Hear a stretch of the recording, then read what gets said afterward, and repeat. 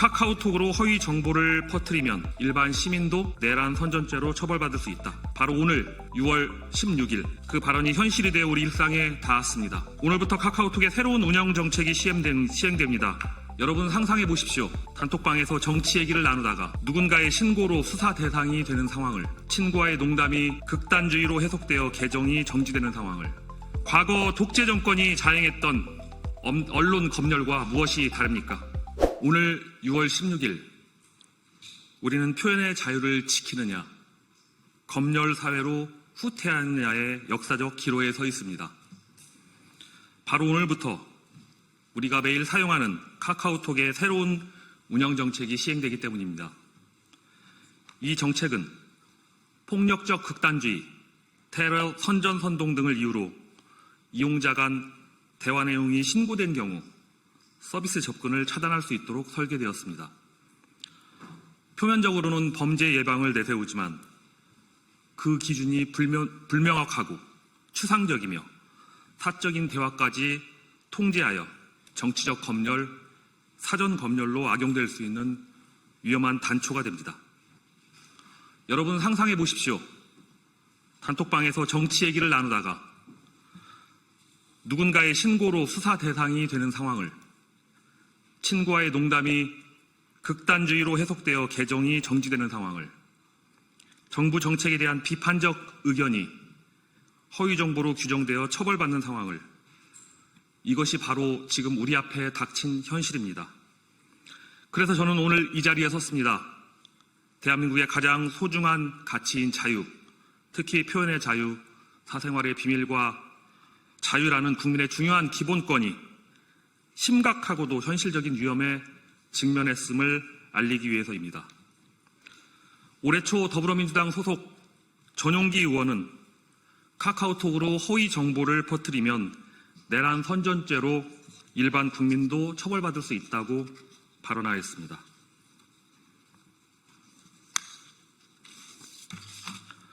저는 민주당이 추진하고 있는 온라인 플랫폼에 대한 과도한 규제가 우리 국민의 자유로운 대화를 사전에 감시하고 통제하면서 얼마나 위축시킬 수 있는지 깊이 우려했습니다.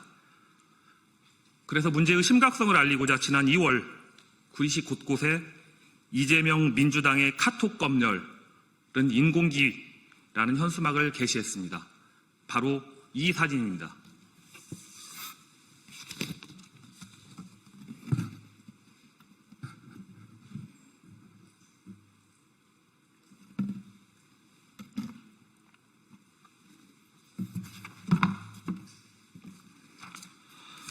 여러분, 북한은 세계 최악의 반민주적인 검열 국가입니다. 제가 인공기라는 상징을 쓴 것은 국민의 사적 대화까지 들여다보겠다는 발상이 전체주의 국가인 북한에서나 있을 법한 검열과 다를 바 없다는 강력한 경고이자 비판이었습니다. 이에 민주당은 저를 형사 고발하였습니다. 당시 당대표였던 이재명 대통령의 민주당은 이 현수막에 대해 허위 사실로 명예를 훼손했다고 주장하며 수사를 의뢰한 것입니다. 저는 묻고 싶습니다. 이재명 대통령님, 정치적 표현의 자유가 무엇인지 정말 모르십니까? 저의 현수막은 검열 가능성에 대한 정치적 의견을 표명한 것일 뿐 허위 사실을 적시한 것이 아닙니다. 그 표현이 불편하다고 해서 입틀막하고 고발을 남발한다면 우리는 결국 전체주의의 길로 들어서게 됩니다. 저는 국민의힘 소속 당협위원장으로서 자당의 정책을 홍보하고 여당의 정책에 대해 비판해야 할 책임이 있습니다. 국민의힘의 카톡 검열 금지법까지 발의된 상황에서 저는 민주당의 정책이 가져올 위험성을 국민에게 알리기 위해 현수막을 통해 정치적 의사표현을 전달한 것입니다. 심지어 저는 이 현수막을 설치하기에 앞서 관할 선거관리위원회에 법률적 검토를 의뢰하였고 공직선거법상 아무런 문제가 없다는 답변을 받았습니다. 정당 활동과 선거 사무를 관장하는 관할 선관위에서 위법이 아니라고 판단한 현수막을 정당법과 공직선거법도 아닌 일반 형법으로 고발하는 것은 나에게 반기를 드는 사람은 어떻게 해서라도 반드시 처벌하고 말겠다는 강력한 정치 보복의 신호탄인 것입니다. 지난 대선 당시 정치 보복이 없을 거란 이재명 대통령 후보의 발언은 이제 대통령이 된 후에는 더 이상 유효하지 않게 된 것입니까? 민주주의 국가에서 표현의 자유, 특히 공적 존재에 대한 비판, 공적 관심사에 대한 표현의 자유는 여론 형성과 민주정치 질서를 위한 전제로서 최대한 보장되어야 한다는 것이 대법원의 확립된 판례입니다. 심지어 2021년 9월 대법원은 고영주 전 이사장의 문재인 공산주의자 사건에서도 해당 표현을 허위사실이 아닌 의견 표명으로 보아 명예훼손이 성립되지 않는다고 판시한 바 있습니다. 그렇다면 민주당의 이번 고발은 이러한 헌법적 가치를 정면으로 부정하는 명백한 정치적 탄압입니다. 저는 이런 정치 탄압과 정치 보복에 결코 물러서지 않을 것입니다. 이것이 바로 제가 이 자리에 선 이유입니다.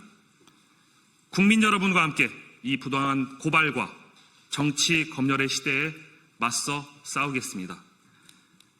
그러나 여러분, 문제는 여기서 끝나지 않습니다. 저 한 사람에 대한 고발은 단지 시작일 뿐입니다. 카카오톡으로 허위 정보를 퍼뜨리면 일반 시민도 내란 선전죄로 처벌받을 수 있다. 바로 오늘 6월 16일 그 발언이 현실이 되어 우리 일상에 닿았습니다. 오늘부터 카카오톡의 새로운 운영 정책이 시행됩니다. 테러, 예비 음모, 선전, 선동, 폭력적 극단주의의 콘텐츠를 금지한다는 이 정책은 기준이 지극히 불명확하고도 모호합니다. 폭력적 극단주의가 과연 누구에 의해 어떤 잣대로 판단됩니까? 정당한 비판적 목소리나 정치적 의견마저도 이 틀에 끼워 넣는다면 결국 국민들이 서로를 감시하게 되고 신고에 따라 대화가 검열당할 수 있는 구조가 되는 것입니다. 민주주의의 대전제는 국민을 믿는 것입니다. 국민 각자가 스스로 정보를 판단할 능력과 권리가 있다는 믿음 없이 어떻게 민주주의가 존속하겠습니까? 국민을 미성숙한 존재로 여기고 권력이 일일이 교정, 통제해야 된다는 발상, 그 뿌리에는 국민에 대한 불신과 멸시가 깔려 있습니다. 이재명 대통령과 민주당에게 묻겠습니다. 과연 이 나라의 주권자가 누구입니까?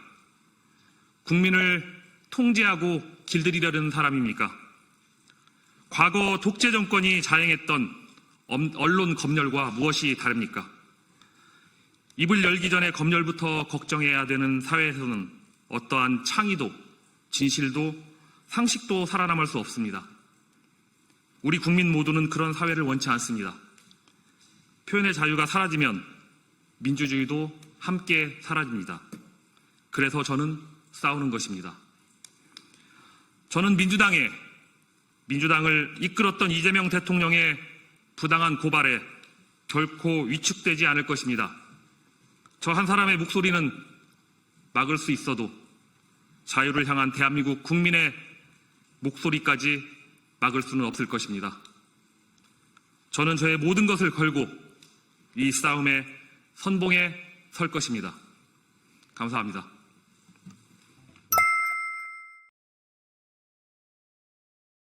이번 소식도 유익하셨나요? 매일신문 구독하기로 더 신속하고 정확한 정보를 받아보실 수 있습니다.